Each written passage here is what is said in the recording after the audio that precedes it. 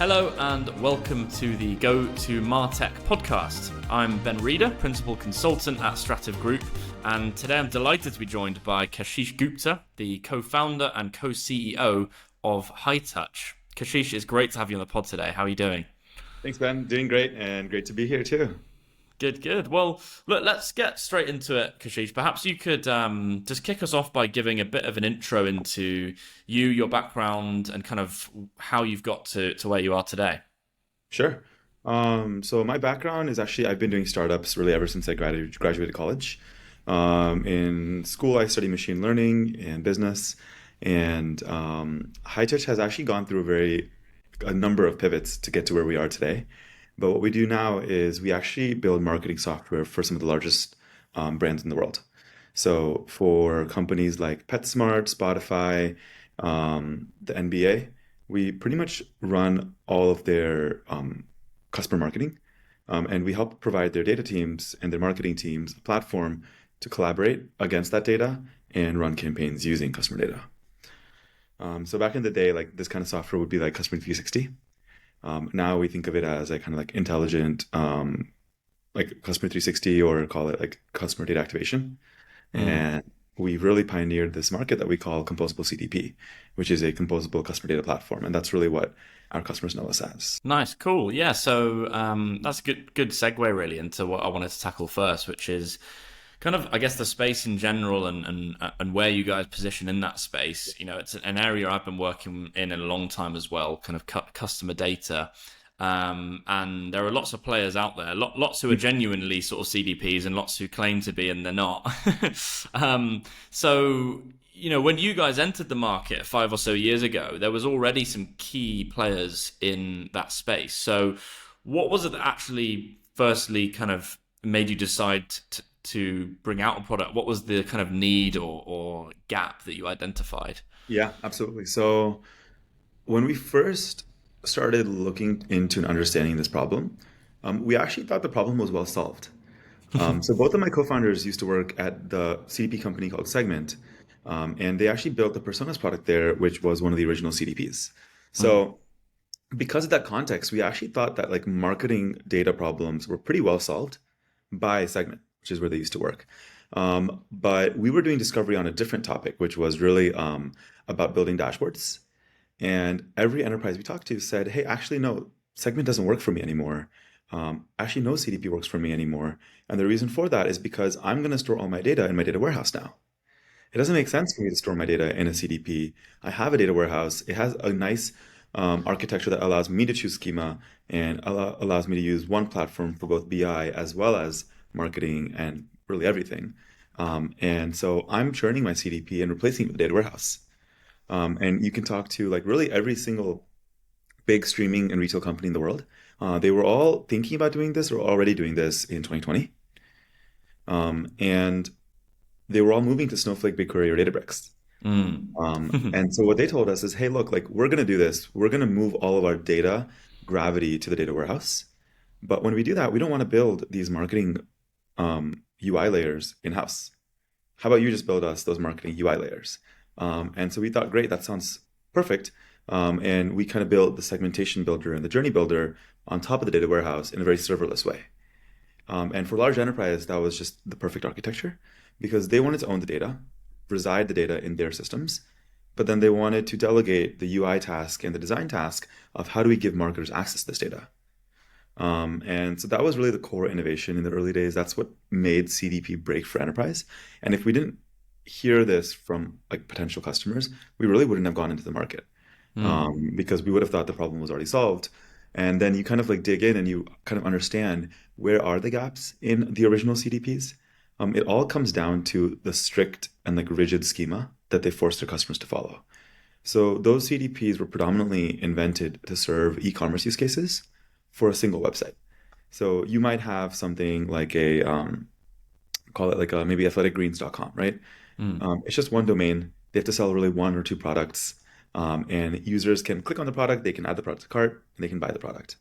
So it's a relatively simple schema for e-commerce. That's what CDPs were like really created to serve. Anything more complex that you want to do, for example, if you have multiple pets and you want to buy them different dog food and different toys, now your CRM and your CDP both break. And that's like really the core innovation for composable CDP, which is that regardless of any type of schema that you have, you can run your campaigns for cross-sell, upsell. So you could sell clothes for your kids. I can sell you spas for your partner. I can sell you daycare for your kids. I can know everything about you and the other folks that you buy things for. Cool. Wow. Yeah, makes sense. What a transformative conversation you happen to have then with that one customer. So when you have that realization, how much how what do you then take as a next step in terms of research? Like how many customers did you speak to and to validate that problem before you go away and solve the problem Yeah. for them? So at that point, this was like our fifth pivot. So we were pretty picky. We talked to 20 or 30 potential customers before we said, all right, this is what we're going to work on for the next many years. And they were a very diverse set of customers. So they did not all look the Mm, same. I think one thing that we did kind of uniquely is we said, hey, we're not going to go sell to other Silicon Valley startups. A lot of startup founders want to sell to other startup founders. But we just felt like that was kind of a bubble. So we mm, wanted to make sure our product was fit for like large enterprise companies in LA, New York, like San Diego. Like it should be kind of like able to serve a diverse set of companies. And so we looked for both like number of potential customers that like this kind of idea as well as diversity of them. And our first four customers, it was like a healthcare D2C brand. It was a B2B SaaS company, a Brazilian D2C fintech company. We had like kind of a really diverse set of initial users that gave us confidence that the market was big enough that we're going after. cool. Yeah, makes sense. Okay, nice. So once you've gone through that process then and you've got something that is either a minimum viable product or it's ready to take to market, what do you kind of need to start thinking about in terms of actually how you position and message that product? Because I've seen companies where I know the product is exceptional, but they just get the messaging wrong and no one Absolutely, yeah. knows why it's why it's so exceptional. People really struggle with that. So yeah, how did you tackle that problem? Yeah, so I could not agree more. Like I have a rule of thumb, which is no matter how good your product is, if your marketing isn't able to communicate that, no one will know, right? And so like marketing is what gets the product like, to be well understood by everyone else. Um, we like basically really believed in this thing, which was like product, like marketing led growth. Everyone at that time, like 2019, 2020, really wanted to do PLG, product led growth.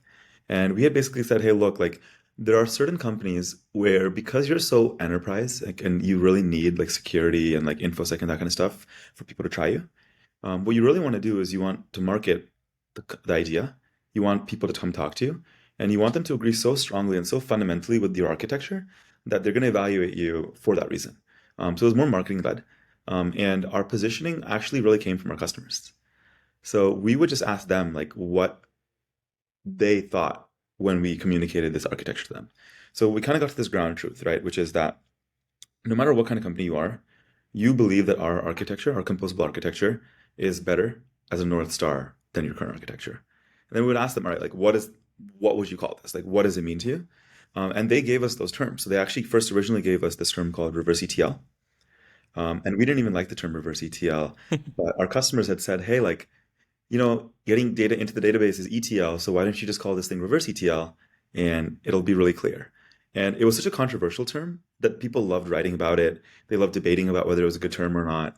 And it just kind of like created this new market and this new category because of the clarity that it drove, which was that, hey, we're going to do the opposite of getting data in. We're going to get data from the database back out to the SaaS tools.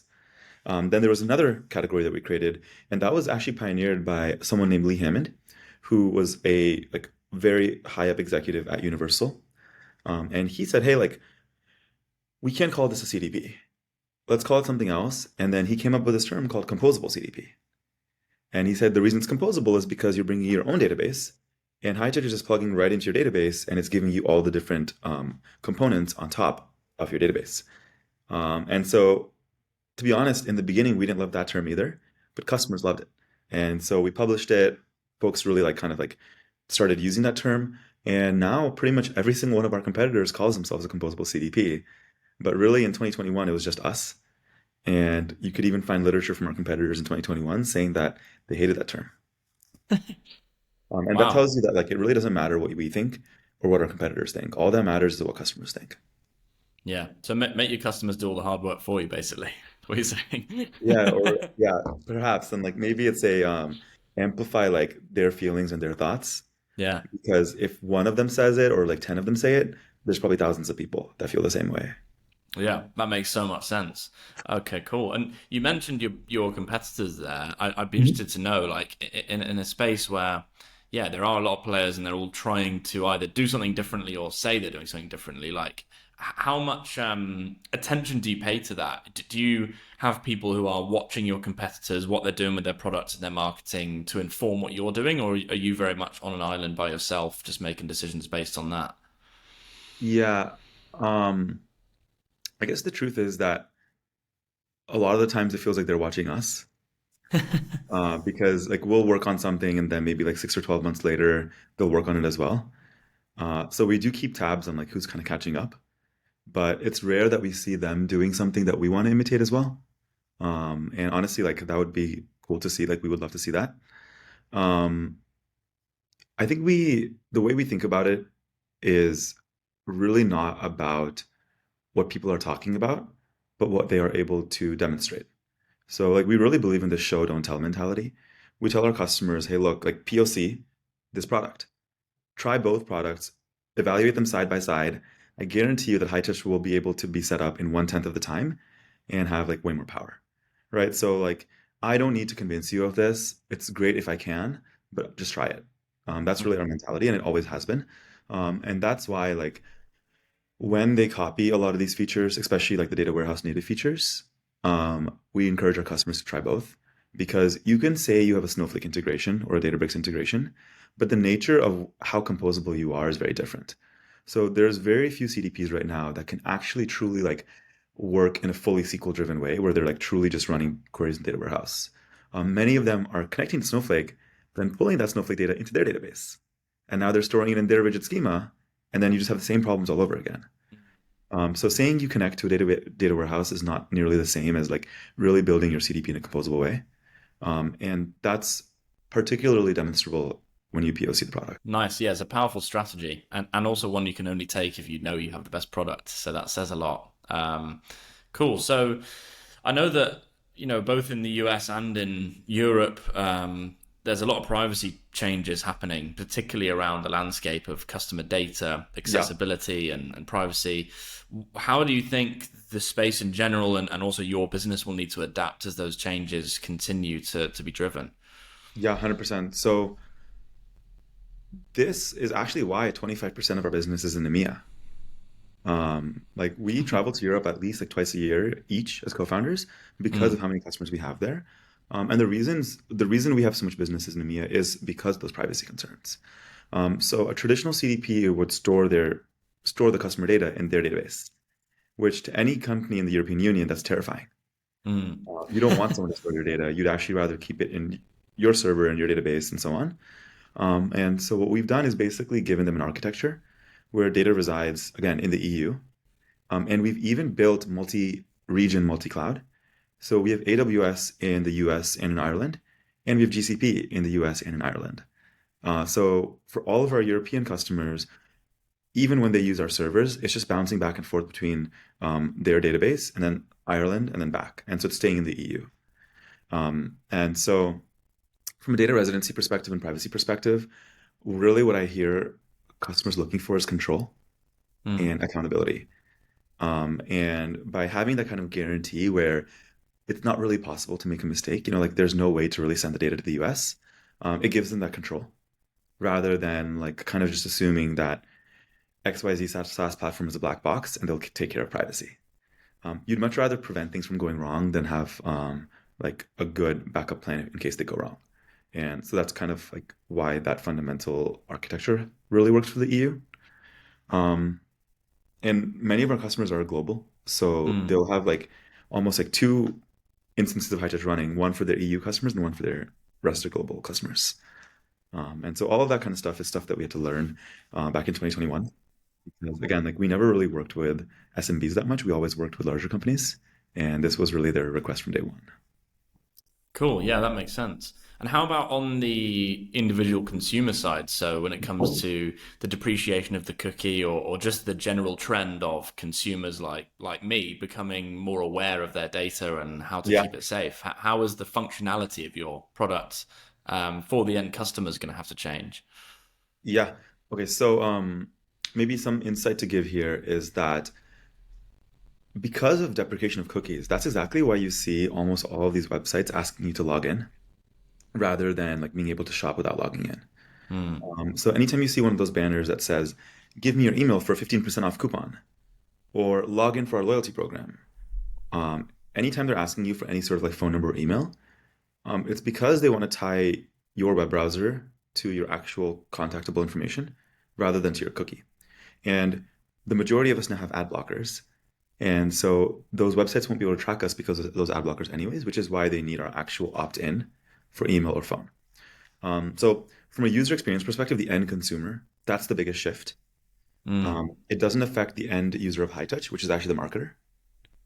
The end user of Hightouch actually says, hey, like these old platforms that I used to use, they don't even have customer data anymore. They don't even know who my customer is because the cookie's going away, and now I've like lost visibility on 40 to 60% of my customers.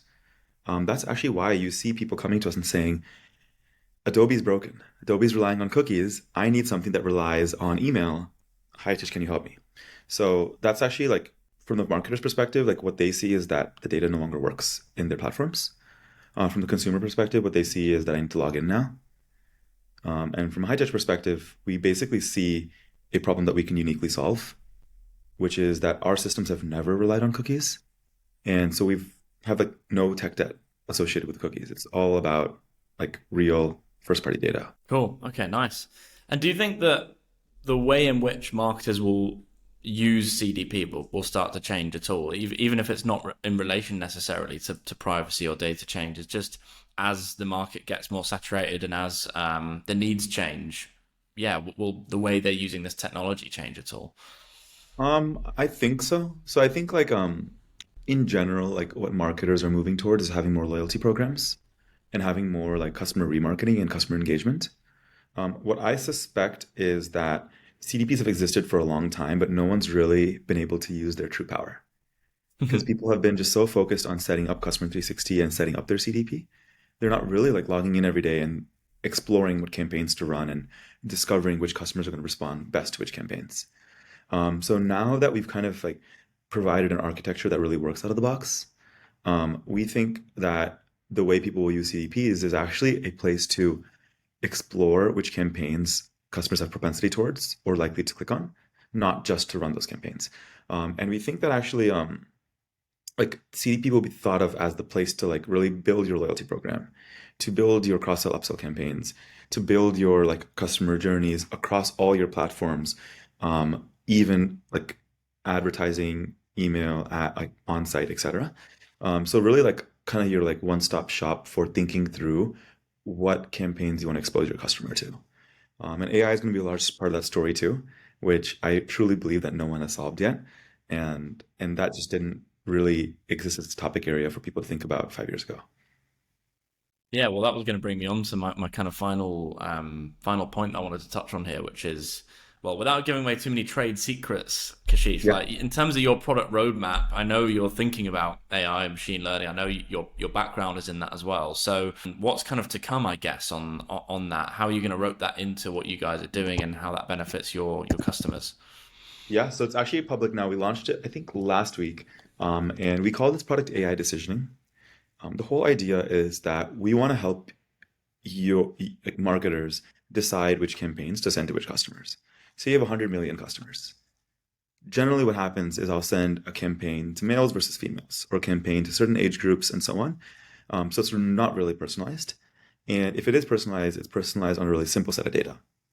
What we want to help them do is actually build reinforcement learning algorithms, which is very similar to like those AIs that play chess or play Go, and help you kind of create a one-to-one campaign or journey for that customer.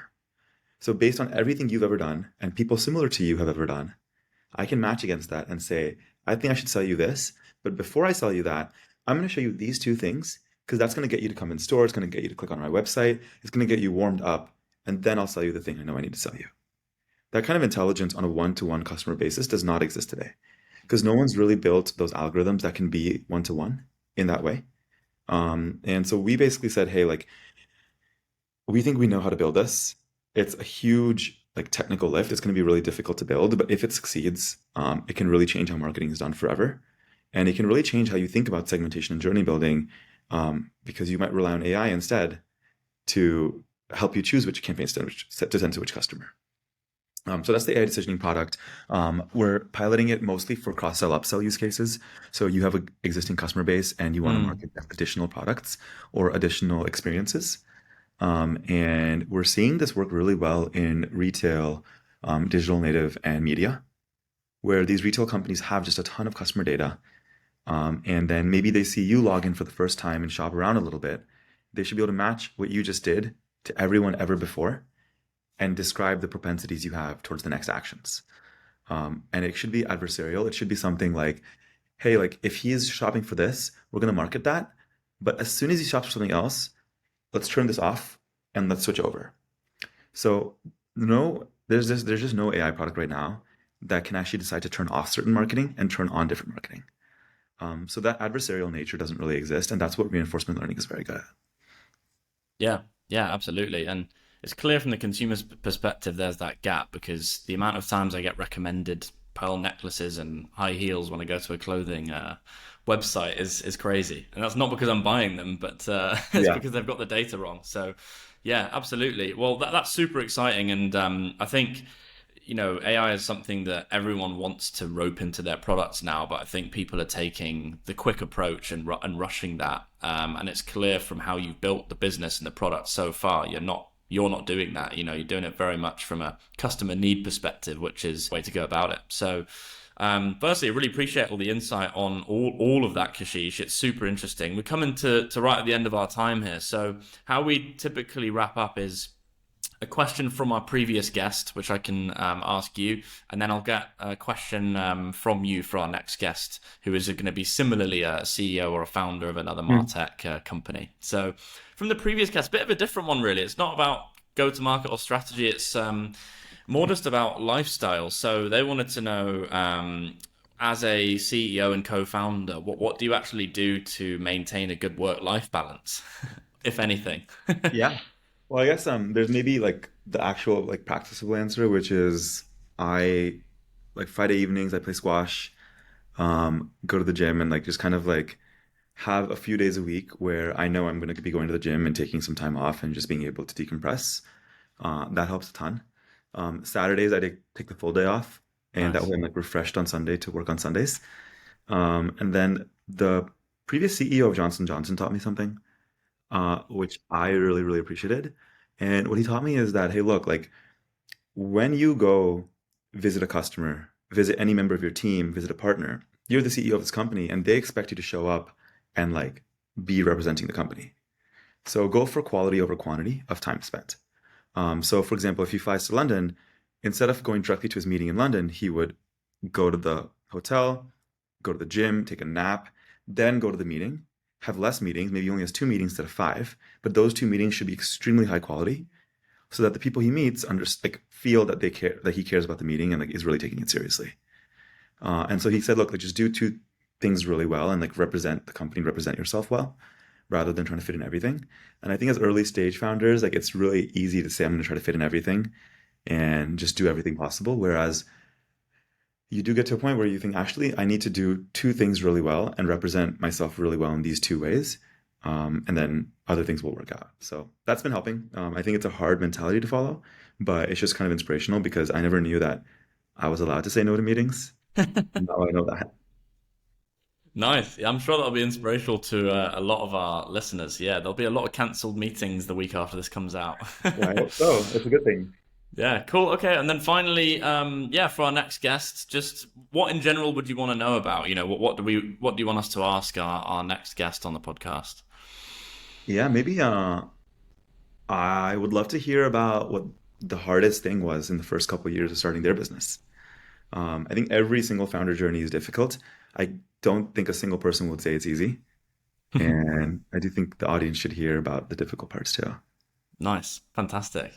Well, thanks so much again for being on the podcast today, Kashish. Really appreciate it. And hopefully you'll come back someday.